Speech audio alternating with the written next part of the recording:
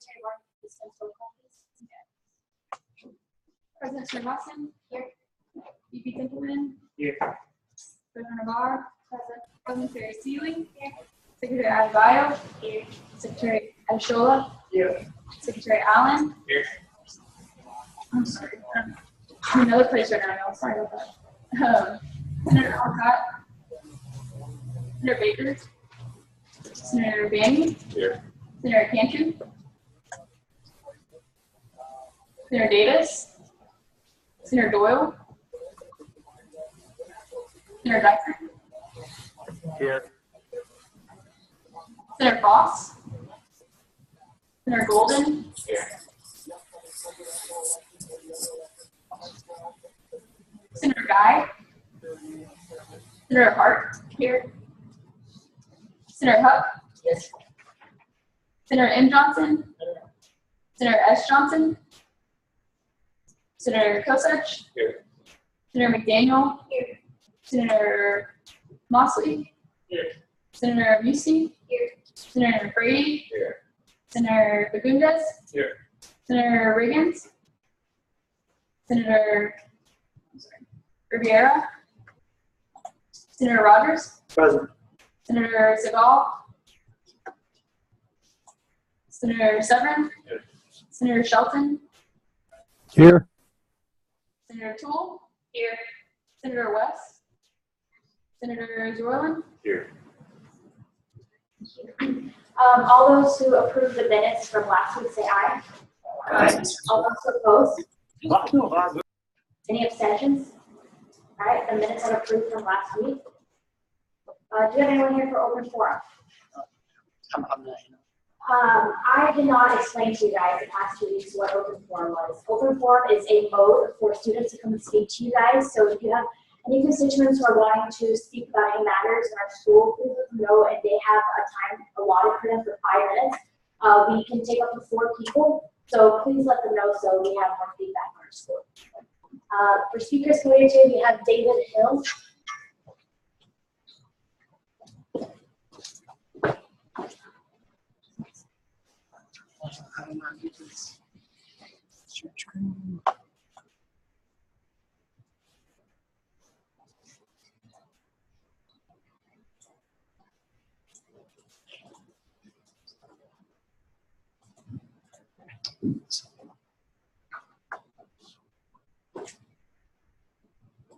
One second, on our full screen. There we go. Okay.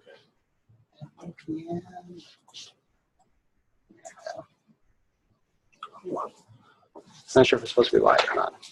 There we go. Okay, can y'all hear me okay?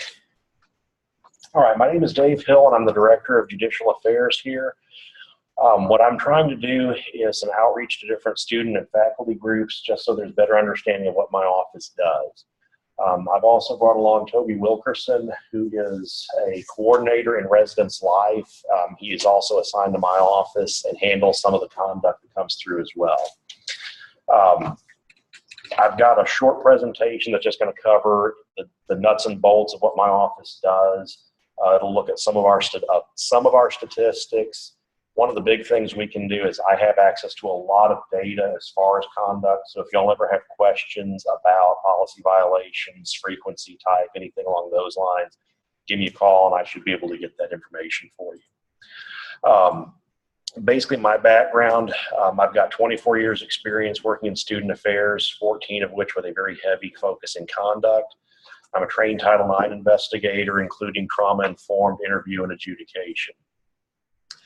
What we can do in addition to processing conduct cases, what we can do for individual students, we can offer advice on upcoming conduct cases.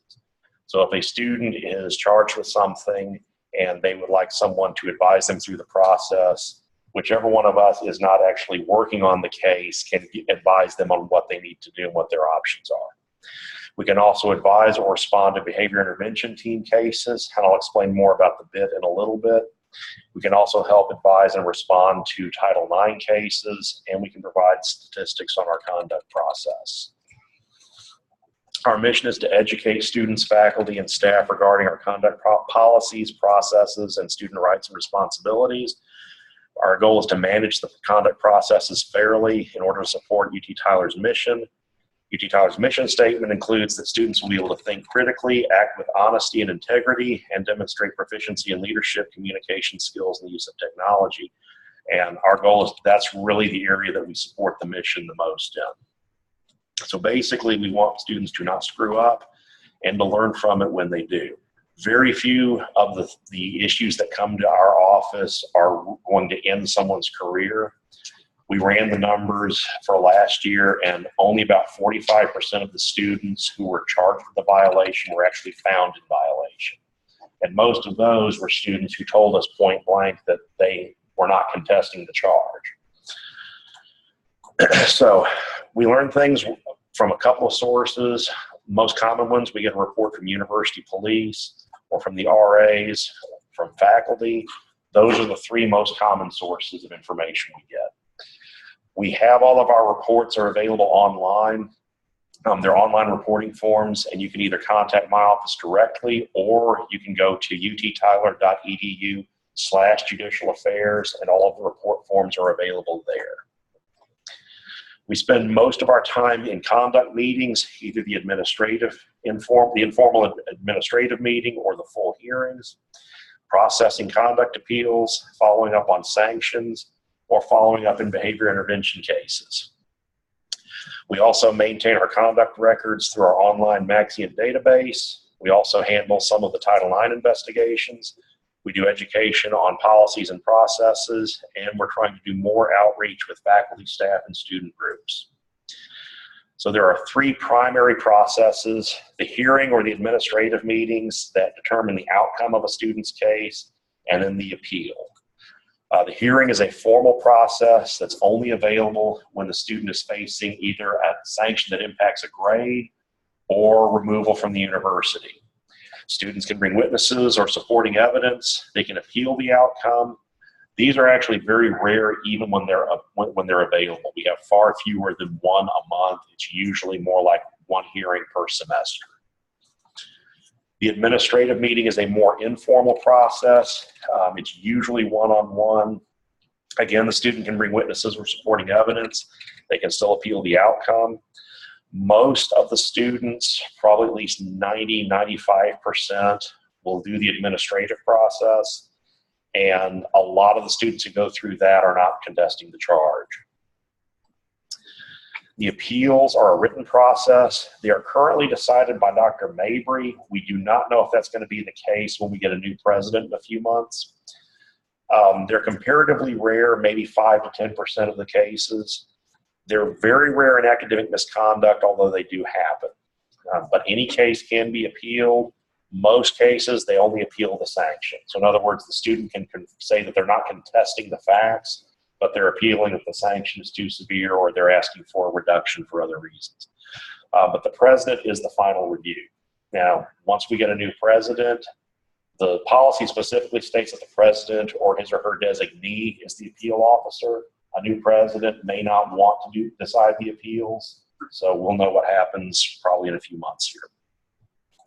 With academic misconduct, this is various forms of cheating in classes. I typically see 30 to 60 cases or so a year, and there is no way in this world that is all of the cases that actually happen. So I think it's something that happens a lot more, but is either not caught or not reported. Most of the cases involve some form of plagiarism, and I do think a fair number of those, we have students that just don't know how to properly cite things. Most academic misconduct is handled at the faculty level, and the most common sanctions are either a failing grade on the assignment, which is about 2/3 of the time, or a failing grade in the course, which is about 1/3 of the time. Now, in previous years, as far as overall conduct goes, the average number of students that were charged with any type of policy violation was a little more or a little less than 100 per year. Now, 2014-15 was our busiest year when we had 374 students. So anyone want to take a guess how many we had last year?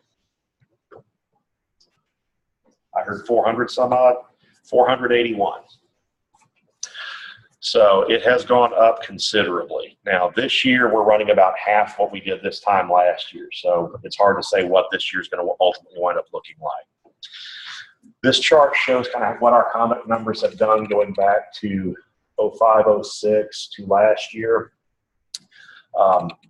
I think the main reason we have such a jump here in 15 is this was the first year that we had Eagles Landing available, and we almost doubled the number of people who lived on campus. So a lot of it, I think, came from that. But a lot of the gradual increase kind of tracked with our increases in enrollment as well. So the policies that are most frequently violated, last year we had 125 cases of alcohol. That's conduct cases, not cases of beer. Our number of drug cases were a little bit higher, please pardon the pun.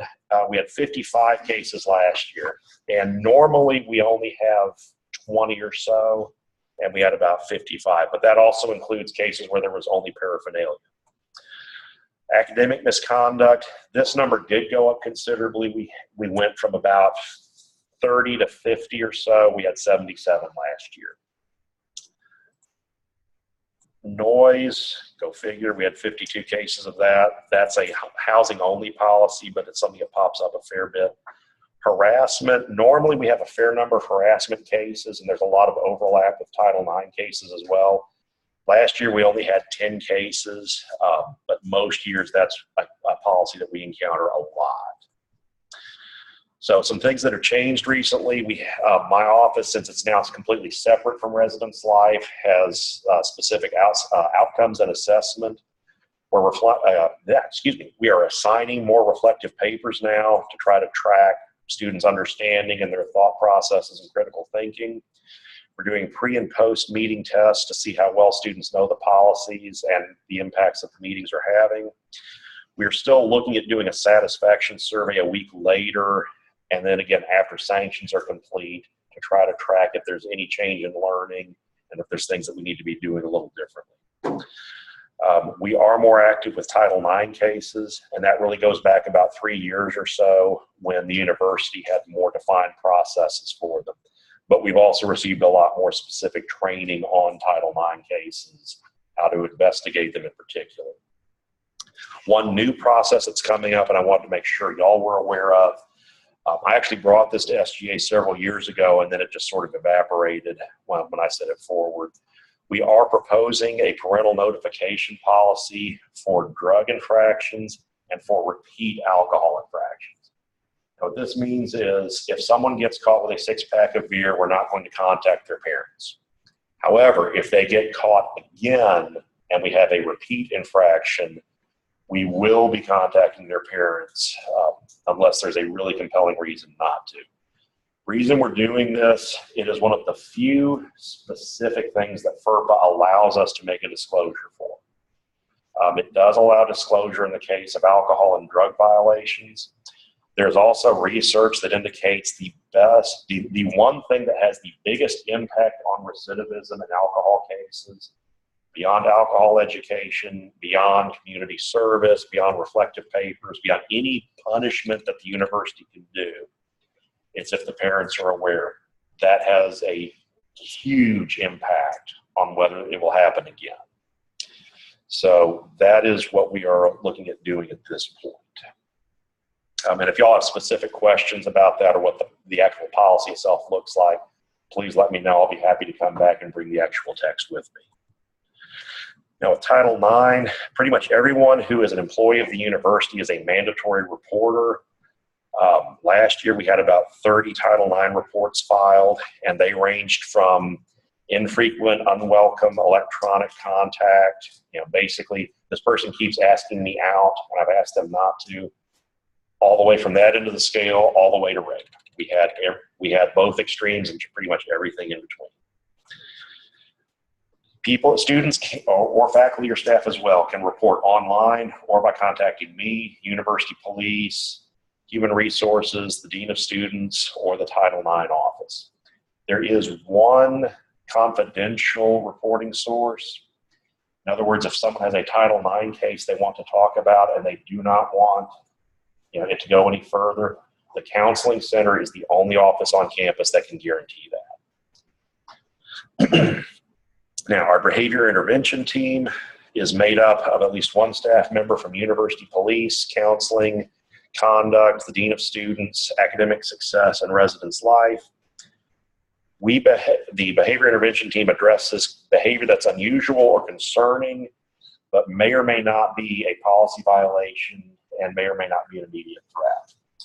So you have a student in one of your classes who's really active and engaged, is doing really well in the class, and then all of a sudden they just completely stop showing up. Or you've got someone that is making angry outbursts in class, or they're arguing things in class that have nothing to do with the course material. Or they suddenly stop taking care of their appearance, they stop taking care of their hygiene. Any of these can be signs that there's some sort of distress going on. We had 81 behavior intervention team reports filed last year, and that's probably double our busiest year up to that point. We don't think that we're getting more distressed students coming in. We think that more people are aware of how to report and forward cases where that happens. The most common outcomes are we can do a welfare check. The vast majority of cases, we got somebody that had a bad day and we check on them and everything's usually doing okay. We also do a lot of referrals to student services, either the counseling center or for accommodations. And we do, in some cases, the behavior is a policy violation, and we also do a referral through the student conduct process. If you do have a behavior intervention case and you want to report it, just please be aware that if there's an immediate threat or an emergency, you want to contact university police first. If there's a very obvious policy violation, contact me and we can figure out the best way to go from there. So, things that you can do. Please tell your classmates and your constituents about our office and the services we offer. Please make sure your faculty are aware, especially if you're aware of concerns or issues in the classes. If you've got other meetings or other organizations you think would benefit from this, by all means, let us know. We're happy to come and talk about what we can do. And if you have a specific issue or concern, please contact us directly. So, questions about anything I've gone over or just general conduct questions that I can answer for you?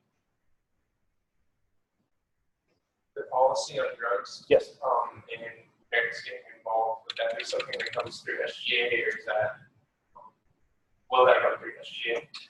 The question was, will the parental notification policy go through SGA? That is a really good question. I believe we can. I have the text of it written up. When we first looked at this, and it was some years ago, it did go through SGA. And then somewhere in the nebulous reaches of the third floor administration building, it just kind of evaporated. But we certainly could. So if that's something you're interested in, just contact Josh and contact me and we'll see what we can do. Other questions? Yes. Also regarding that policy, I know FERPA is about disclosure, so would the parents have to reach out to ask about that, or would that be something that the university would on its own disclose? Because I'm not sure if, I'm just genuinely curious, I'm not sure if FERPA would allow the university to go out and contact the requesters. The question was, on the parental notification, would the parents have to reach out to us or would the university automatically send the notification? As it stands now, FERPA specifically allows the disclosure and it does not have to be specifically requested. So the policy as we currently have it envisioned is on that drug infraction or that second alcohol infraction, we would contact the parents. Now, the contact is going to be fairly nebulous. We will probably use a form letter that I used at a previous university, and it basically says, "Dear Mr. and Mrs. So-and-so, on thus and such date, I met with insert name here about a violation of our drug, alcohol, whichever policy. They have been through the conduct process. If you have additional questions about what happened, please talk to." We don't include a copy of the incident report. We don't include other information. It's just a notification that they were found in violation. Not that they were charged. So not everyone who's charged is going to get this. It's only if they're found in violation. Other questions?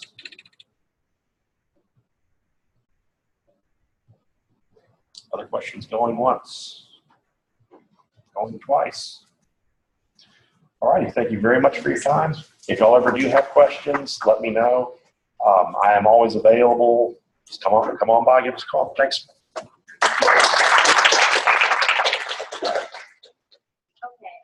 Hey everyone, remember having a good week. I want to first start off by saying that I'm sure you all know, but SGA is a different organization. We're not like the other organizations on campus. You guys are here to voice your opinion, voice your concerns about any issues that are going on on campus. And I know it's just in the first 2 weeks, but we'd love for you guys to speak up, and it's been very quiet lately. So if you guys could please speak up and let us know, just be interactive, let us know what's going through your college or your residential life. It would be really helpful. But with that being said, the past week, we have not met quorum for the first 5 minutes. And that's a huge problem. And the executive board has been pretty disappointed because it's been a whole year since we haven't met quorum. So please show up on time. We can't vote. We can't vote on any legislation or anything at all if you guys do not show up on time. You meet exactly at 5:15 in this room. So even if you're friends with any of the senators, please let them know. We have 37 senators and we only had 24 show up today. So please let them know. The second thing is I had initially appointed Savannah Seeley as the Student Affairs Committee Chair, but now she's parliamentarian, that seat is now vacant. So after some deliberation, I have appointed Sean Rogers as the new Student Affairs Committee Chair for the 2016-2017 year. And with Residential Life, we had, for those who don't know, we have Sarah Freshour, and she resigned. So that seat was also vacant. So again, with lots of deliberation, I have appointed Earl Allen as the new Residential Life Chair. As being new, the reason why we appointed him was because he came up to us the first and second week of the SGA and talked to us about how we can reach out to his constituents, and we thought that was a great idea. So congratulations for being the new chair. And then thirdly, Treasurer Navarro and I are going to Austin this week for UTSAC. UTSAC is the University of Texas Systems Advisory Council. And out of the 14 schools, we have 2 representatives of each school come and discuss, any overlying issues that are happening throughout the entire UT system. So I will definitely give you guys an update next week. Any questions? Vice President Temple? All right, guys. So I've been fairly busy this week. As you all know, we pushed the dates for election further back, and that is going to change when we do retreat. So I have contacted the hotel that I reserved the conference room at, and we've been working on getting a different date after the new days for elections. If we do not work out a time with them, I will probably just cancel that reservation because that is in the contract and I'm allowed to do that. And we will probably just meet somewhere at the school with a smaller group of us, and then when the new people come in, we'll have like a different luncheon for just them. That way y'all guys don't have to go through that twice, but I didn't feel like it was good for y'all to wait until pretty much November to get any form of training on how we operate in the meetings. I think y'all guys need to be well versed on what you can and can't do here as soon as possible, so I didn't like pushing that back super far.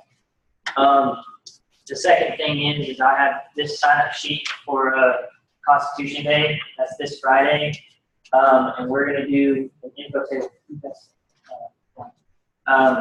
We're going to do 2 tables, one at the Harvey Deck and one at NDUC. I just need volunteers to win if you're available on that Friday. Just come in and work the table for an hour, more if you're willing, and just get people generally aware of Constitution Day here on campus. This is something that's a big push from some administrative people upstairs, and so it's something I think that we should do and do a pretty good job of. And also, if you have received your doodles from your committee chairmen, I know there was a couple people who were iffy on this, considering we didn't have chairmen for 2 of the other committees.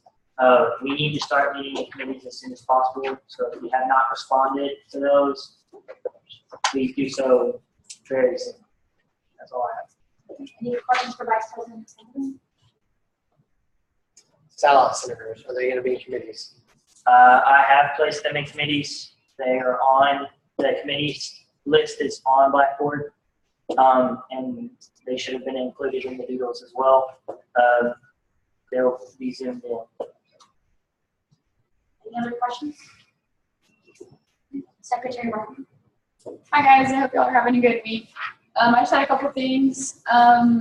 Just to reiterate, absence forms, please send those in to me. The sooner the better if you're gonna miss a meeting or an event or whatever it may be. If it's a class or anything, please give me your schedule or come and see me and we can figure out every date that you'll miss. That way you don't have to worry about getting an absence and have to worry about that.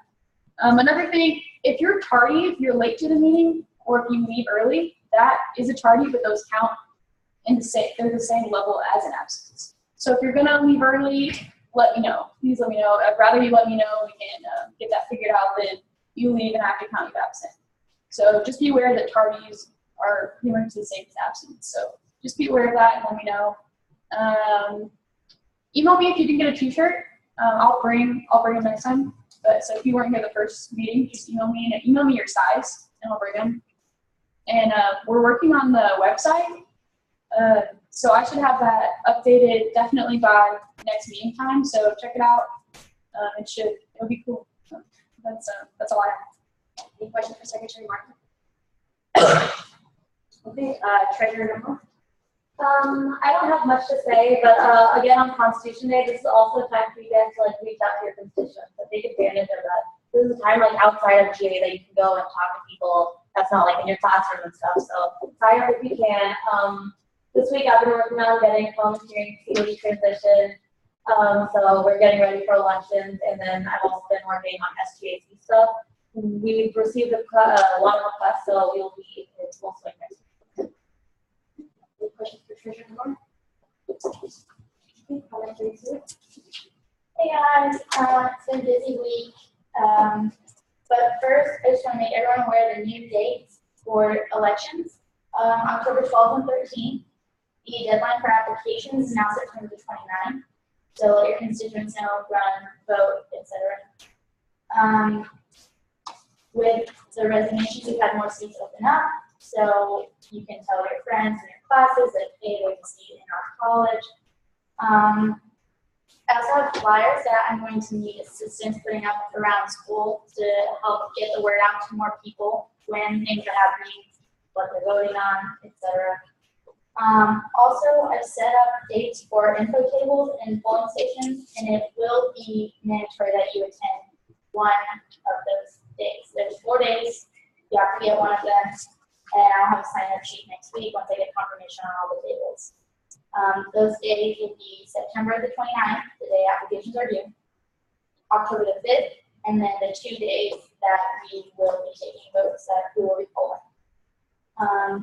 The table will be in the seating and we wear your t-shirt, so just throw them in there and check your schedules and be sure you can be available one of those days. They'll be in the mornings from 11:30 to 2 p.m. So when a lot of people will be used to eating lunch, etc. And thank you all for being super patient with me getting this stuff going, and I will have that going next week. Any questions or comments? What's the elections for? Is it the observation or just senators? It's for senators. We have a seat open in College of Education and Psychology, College of Nursing, College of Pharmacy, Patriot Village, UPines, OHAL, College of Arts and Sciences, 5 freshman senator seats. That's mostly what this election is for, to fill those freshman seats, obviously they couldn't have been elected last spring. Student body at large and Longview campus seats to fill the rest of our Senate so we can represent more of our students. Any other questions? Okay. Student voice reports. So College of Arts and Sciences. Do you guys have anything for student voice reports you'd like to say? The only complaints I've really heard have more been student body at large complaints, namely price of parking, and just continued Wi-Fi issues at some of the residence halls, namely OHAL. It's very, very, very bad there.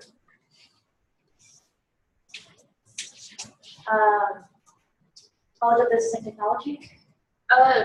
I've also heard issues about Wi-Fi, also in the library as well.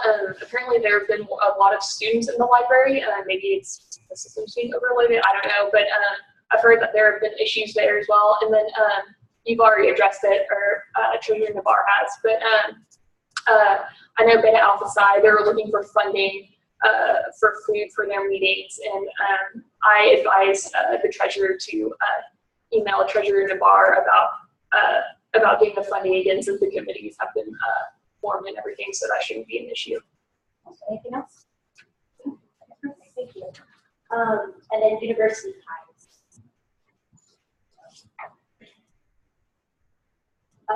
Committee reports, student life.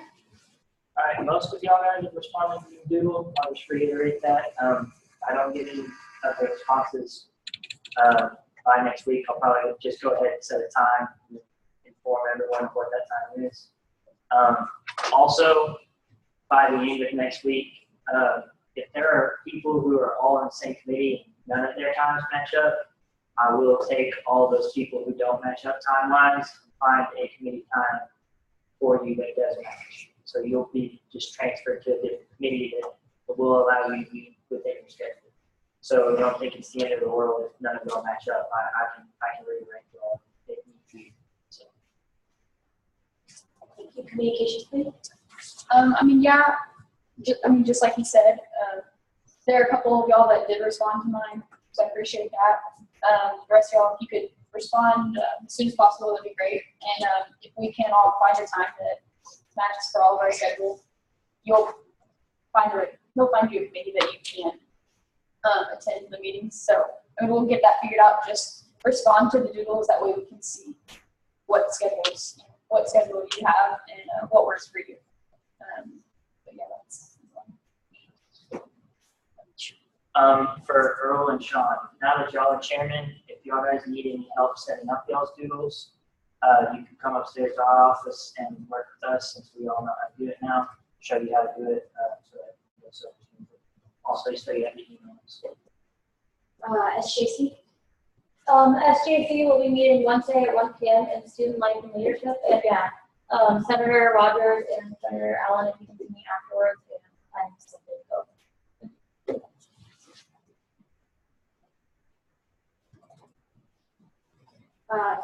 Rules committee. My community members, I sent out the doodle today, learn how to do it. And I haven't gotten a response back yet, so I totally understand that. But we do need to get together soon so we can hand out the selection stuff and get started on the rest of our jobs. Thank you all for responding to this. Student affairs, did you want to add anything? Doodle pin. Doodle pen, okay. And residential life or anything? Same thing. All right. Just meet with us afterwards and discuss it. Any old business? Okay.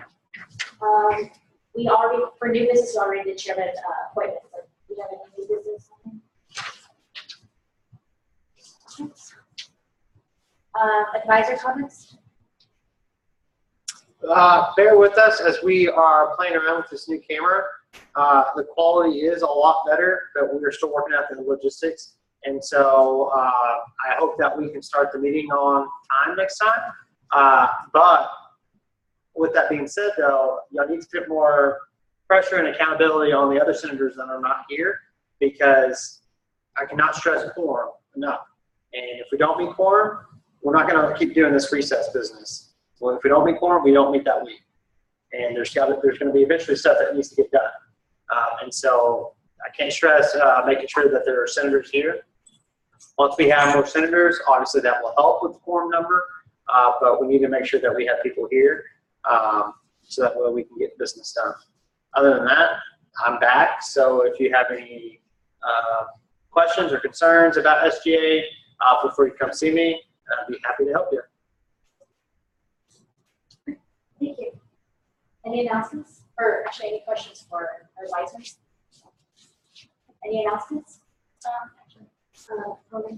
Yeah, I mentioned flyers. Obviously, I have classes in 2 classrooms, and I'm certain y'all aren't in every building all the time, so I am going to need help getting these up in all the different buildings around campus. So if on your way out, like if you know you're in the building a lot tomorrow, please come pick up 2 or 3, put them up around, give them to your friends. Thank you so much. Okay, can I get a motion for adjournment? Motion to adjourn. Motion to adjourn. Second. Okay, all those who approve of adjournment, say aye. Aye. Any oppositions? Any abstentions? Okay, can I get a second roll call? President Sri Dawson. Vice President Tippleman. Here. President Navarre. Here. Parliamentary Seeley. Senator Adebayo. Senator Adeshola. Here. Senator Allen. Senator Andrew Scott. Senator Baker. Senator Bammy. Senator Cantu. Here. She's here. Senator Davis. Senator Doyle. Senator Dyson. Here. Senator Fox. Senator Golden. Here. Senator Guy. Senator Hart. Here. Senator Huck. Senator Jawad. Senator M. Johnson. Senator S. Johnson. Senator Kosich. Here. Senator McDaniel. Senator Mosley. Senator Musi. Senator Brady. Here. Senator Fagundes. Senator Riggins. Senator Riviera. Senator Rogers. Present. Senator Segal. Senator Severn. Senator Shelton. Here. He's here. Senator Toole. Here. Senator West. And Senator Torres. Here.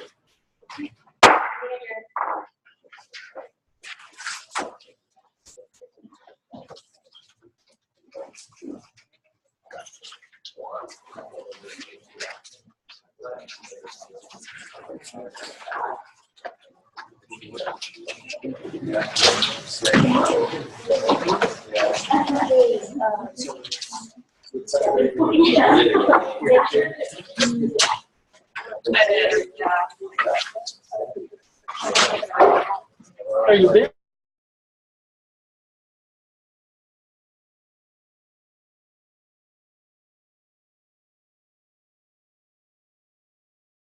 You want to just take me out there? No. So kind of what they did.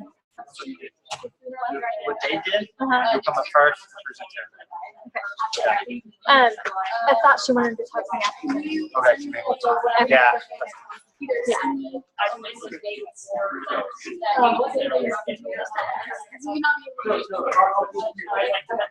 I think I'll need to qualify for one